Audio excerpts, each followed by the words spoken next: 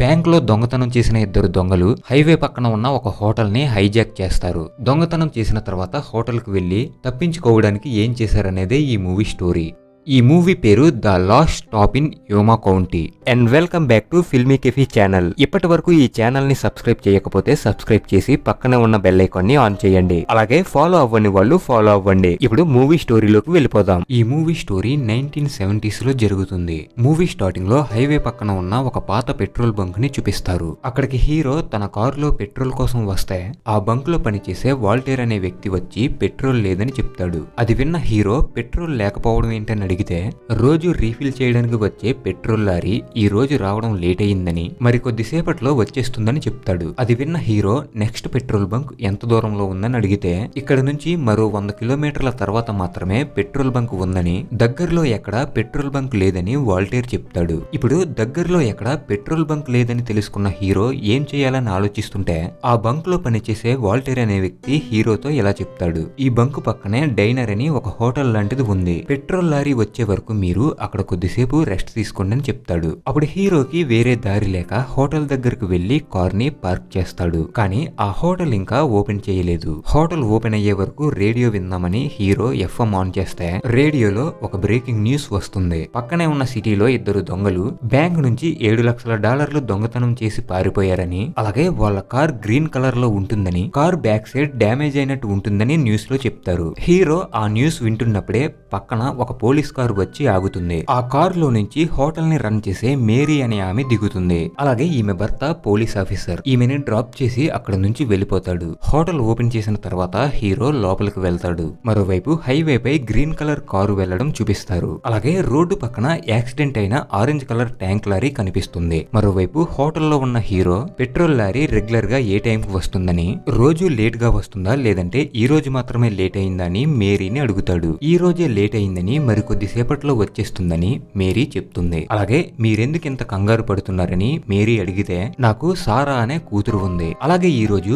ఆమె బర్త్డే కాబట్టి ఈ రోజు మొత్తం ఆమెతో కలిసి ఉండడానికి వెళ్తున్నానని హీరో చెప్తాడు. అప్పుడు మేరీ సారా కోసం ఒక కేక్ ఇస్తుంది. అలాగే హీరో చేతిలో ఒక బాక్స్ లాంటిది ఉంటుంది. అదేంటని మేరీ అడిగితే ఆ బాక్స్ ఓపెన్ చేసి అందులో ఉన్న కత్తులను చూపించి నేను కత్తులు అమ్ముతుంటానని హీరో చెప్తాడు. ఆ తర్వాత మేరీ హీరోకి న్యూస్ పేపర్ ఇచ్చి కౌంటర్ దగ్గరకు వెళ్ళిపోతుంది. అదే టైంలో పెట్రోల్ బంక్ దగ్గరికి ఒక గ్రీన్ కలర్ కారు వచ్చి ఆగుతుంది. ఆ కారు లో ఉన్నది వేరెవరో కాదు, బ్యాంక్ లో దొంగతనం చేసిన వాళ్లే. కార్ డ్రైవ్ చేస్తున్న వాడి పేరు జాన్, అలాగే పక్కన కూర్చున్న వాడి పేరు ట్రావిస్. దొంగతనం చేసి పారిపోయే దారిలో పెట్రోల్ కోసం బంక్ దగ్గర ఆగారు. అక్కడ పనిచేసే వ్యక్తి హీరోకి ఏం చెప్పాడో వీళ్ళకి కూడా అదే చెప్పాడు. అయితే వీళ్ళకి కూడా వేరే దారి లేక హోటల్లో రెస్ట్ తీసుకోవడం కోసం వెళ్తారు. అదే టైంలో హీరో వాళ్ళ కార్ ని చూస్తాడు. అదే రేడియోలో చెప్పినట్టే గ్రీన్ కలర్ కార్, అలాగే బ్యాక్ సైడ్ డ్యామేజ్ అయ్యింది. అప్పుడు హీరో ఆ దొంగలు వీళ్ళే అని కన్ఫర్మ్ చేసుకుంటాడు. ఆ తర్వాత హీరో మేరీని పిలిచి మార్నింగ్ న్యూస్ లో చెప్పిన ఇద్దరు దొంగలు వీళ్ళే అయ్యుంటారని చెప్తాడు. అదే టైం కి వీళ్ళిద్దరూ ఏం మాట్లాడుకుంటున్నారని కొంచెం దూరంలో ఉన్న జాన్ గమనిస్తున్నాడు.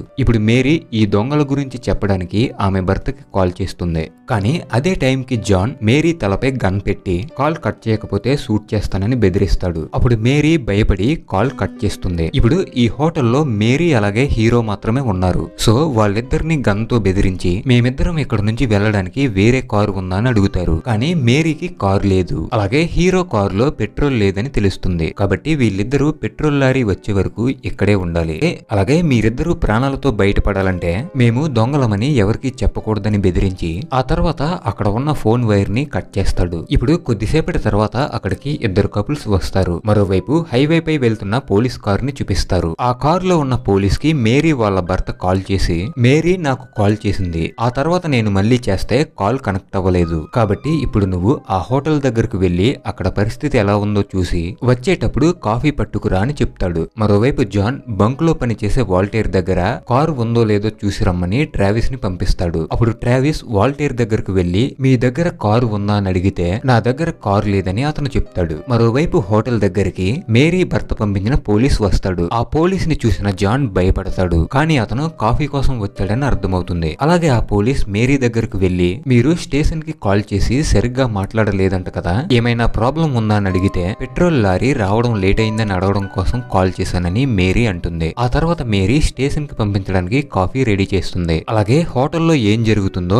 ఆమె భర్తకు చెప్పాలనుకుంటుంది. అందుకోసం ఆమె భర్తకు ఇచ్చే కాఫీలో ఎక్కువ షుగర్ వేస్తుంది. అలాగే ఆ కాఫీ క్యాప్ పై హెల్ప్ అని రాసి క్లూ ఇస్తుంది. ఆమె కాఫీ క్యాప్ పై ఏదో రాసిందని దూరం నుంచి గమనించిన జాన్ దగ్గరకు వచ్చి ఆ క్యాప్ పై ఏం రాసావని అడుగుతాడు. అప్పుడు మేరీ నా భర్తకి షుగర్ ఉంది కాబట్టి వీటిలో ఎందులో తక్కువ షుగర్ ఉందో మార్క్ చేశానని ఆమె చెప్తుంది. ఇప్పుడు పోలీస్ ఆఫీసర్ కాఫీ కప్స్ తీసుకుని అక్కడ నుంచి బయటకు వెళ్తుంటే అదే టైం కి పెట్రోల్ బంక్ దగ్గరకు వెళ్లిన ట్రావిస్ అనుకోకుండా పోలీస్ ఆఫీసర్ ని గుద్దేస్తాడు. అప్పుడు అతని చేతిలో ఉన్న కాఫీ కప్స్ కింద పడిపోతాయి. ఇప్పుడు మళ్ళీ మేరీ కాఫీ తయారు చేసి కాఫీ కప్ పై హెల్ప్ అని రాయాలనుకుంటుంది. కానీ జాన్ అక్కడే ఉండడం వలన రాయలేకపోతుంది. ఆ తర్వాత పోలీస్ ఆఫీసర్ కాఫీ కప్స్ తీసుకుని వెళ్ళిపోతాడు. ఇప్పుడు వాల్టర్ హోటల్ లోపలికి వచ్చి పెట్రోల్ లారీ రావడానికి ఇంకా 1 అవర్ పడుతుందని చెప్తాడు. మరోవైపు కాఫీ పట్టుకుని స్టేషన్ కు వెళ్లిన పోలీస్ ఆఫీసర్ హోటల్లో ఎటువంటి ప్రాబ్లం లేదని పెట్రోల్ లారీ ఇంకా రాలేదని అడగడానికే కాల్ చేసిందని పోలీస్ ఆఫీసర్ మేరీ భర్తతో చెప్తాడు. అదే టైం కి హోటల్ దగ్గరికి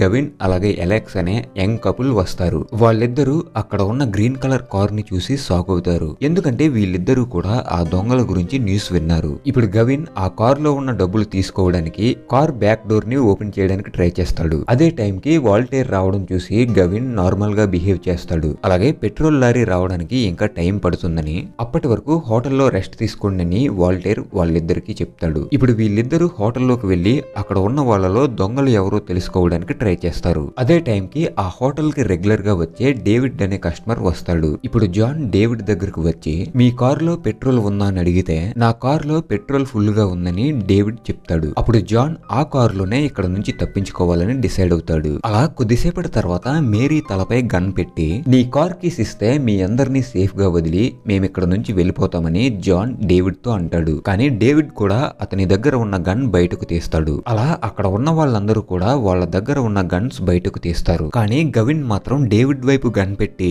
దొంగలతో డీల్ మాట్లాడుతాడు. నేను మీకు హెల్ప్ చేస్తాను కానీ మీరు నాకు మీ దగ్గర ఉన్న డబ్బుల్లో 50% షేర్ ఇవ్వాలని అంటాడు. అదే టైంలో డేవిడ్ నేను మీకు నా కార్ కీస్ ఇచ్చేస్తాను కానీ ఇక్కడ ఉన్న వాళ్ళెవరికి ఏమీ జరగకూడదని తన దగ్గర ఉన్న కార్ కీస్ దొంగలకు ఇవ్వడానికి వెళ్తాడు. అదే టైంలో మేరీ తన దగ్గర ఉన్న కత్తితో జాన్ ని పొడి చేస్తుంది. అప్పుడు వెంటనే జాన్ మేరీని తలపై షూట్ చేసి చంపేస్తాడు. అలాగే డేవిడ్ జాన్ ని షూట్ చేస్తే గవిన్ డేవిడ్ ని షూట్ చేస్తాడు. ఇలా ఒకరిని ఒకరు షూట్ చేసుకుని చనిపోతారు. ఇప్పుడు అక్కడ ఉన్న వాళ్ళలో హీరో ట్రావిస్ అలెక్స్ వీళ్ళు మాత్రమే గాయపడకుండా ఉన్నారు. జాన్ కి మాత్రం మెడపై బుల్లెట్ దిగింది. ఇప్పుడు ట్రావిస్ హీరోని షూట్ చేయడానికి వెళ్తుంటే అదే టైం కి అక్కడికి వాల్టర్ షార్ట్ గన్ పట్టుకొని వస్తాడు. అలా వాల్టర్ ట్రావిస్ ని షూట్ చేస్తాడు. ఆ తర్వాత పక్కనే ఉన్న జాన్ వాల్టర్ ని షూట్ చేసి చంపేస్తాడు. ఇప్పుడు అలెక్స్ హీరోని గన్ తో షూట్ చేయాలనుకుంటుంది. వెంటనే హీరో తన దగ్గర ఉన్న కత్తులతో ఆమెపై అటాక్ చేస్తాడు. ఈ విధంగా ఆమె కూడా చనిపోతుంది. ఆ తర్వాత హీరో జాన్ ని చంపాలనుకుంటే అప్పటికే గాయాలతో ఉన్న జాన్ చనిపోయి ఉంటాడు.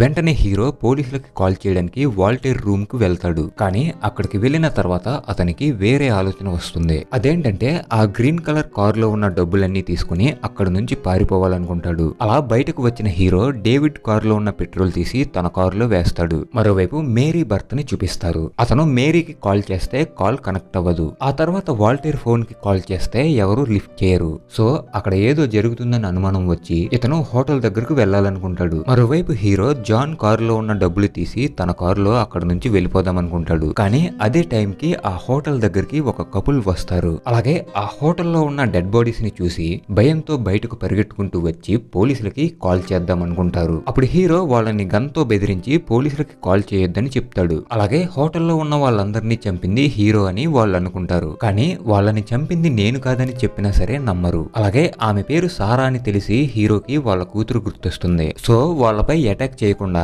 మీకు $10,000 ఇస్తాను. ఆ డబ్బులు తీసుకుని నేను ఇక్కడికి వచ్చిన విషయం పోలీసులకు చెప్పొద్దని అంటాడు. అప్పుడు వాళ్ళు ఓకే అని చెప్తారు. వెంటనే హీరో వాళ్ళకి డబ్బులు ఇవ్వడం కోసం డోర్ ఓపెన్ చేస్తే వాళ్ళు బ్యాగ్ లో ఉన్న డబ్బులన్నీ చూసి బ్యాంక్ లో దొంగతనం చేసింది నువ్వేనా అని అడుగుతారు. అప్పుడు హీరోకి కోపం వచ్చి గన్ ని గాల్లో షూట్ చేస్తాడు. కానీ ఆ గన్ పనిచేయదు. అదే టైంలో అతను హీరోపై అటాక్ చేస్తే అప్పుడు గన్ పనిచేసి అనుకోకుండా హీరో సారా అనే ఆమెని షూట్ చేస్తాడు. అప్పుడు సారా భర్త హీరోపై అటాక్ చేస్తుంటే హీరో గన్ తో షూట్ చేస్తాడు. అలా హీరో కార్ పెట్రోల్ ట్యాంక్ కి బుల్లెట్ తగిలి పెట్రోల్ లీక్ అవుతుంది. మరోవైపు హీరో ఒక రాడ్ తో అతన్ని కొట్టి చంపేస్తాడు. అదే టైంకి హీరోకి వాళ్ళ కారులో ఒక చిన్న పాప ఏడుస్తూ కనిపిస్తుంది. కానీ హీరో ఆమెను అక్కడే వదిలేసి డబ్బులు పట్టుకుని వెళ్ళిపోతాడు. అలా కొద్దిసేపటి తర్వాత హోటల్ దగ్గరకు వచ్చిన పోలీస్ ఆఫీసర్ అక్కడ ఉన్న డెడ్ బాడీస్ ని చూస్తాడు. అలాగే అతని భార్య మేరీ కూడా చనిపోయిందని తెలుస్తుంది. ఆ తర్వాత అతను బయటకు వచ్చి గ్రీన్ కలర్ కార్ ని చూసి బ్యాంక్ లో దొంగతనం చేసిన వాళ్ళే ఇదంతా చేశారని కార్ డోర్ ఓపెన్ చేసి చూస్తే లోపల డబ్బులు ఉండవు. అప్పుడే పెట్రోల్ లీక్ అవుతూ ఒక కారు వెళ్ళినట్టు కనిపిస్తుంది. అలాగే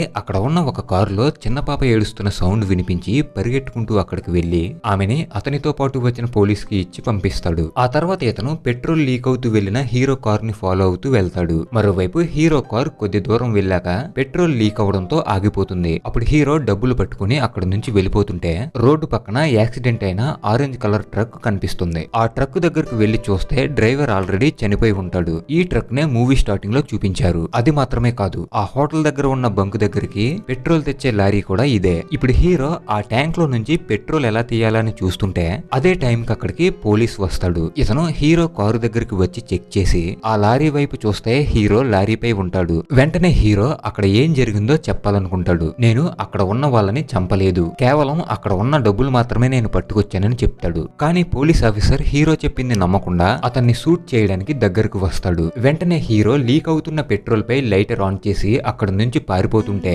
ఆ పోలీస్ ఆఫీసర్ హీరోని షూట్ చేస్తాడు. కానీ అదే టైం కి పెట్రోల్ ట్యాంక్ పేలి అతను చనిపోతాడు. ఇప్పుడు హీరో డబ్బులు పట్టుకుని అక్కడ నుంచి తప్పించుకున్నాడా లేదా అని చూస్తే పోలీస్ ఆఫీసర్ షూట్ చేసినప్పుడు హీరోకి ఒక బుల్లెట్ తగులుతుంది. అతని బాడీకి బుల్లెట్ తగిలిందనే విషయం హీరోకి కూడా ఇప్పుడే తెలుస్తుంది. ఇప్పుడు హీరో పైకి లేచి కొంచెం ముందుకు వెళ్లిన తర్వాత చనిపోతాడు. ఇలా ఇక్కడితో ఈ మూవీ అయిపోతుంది.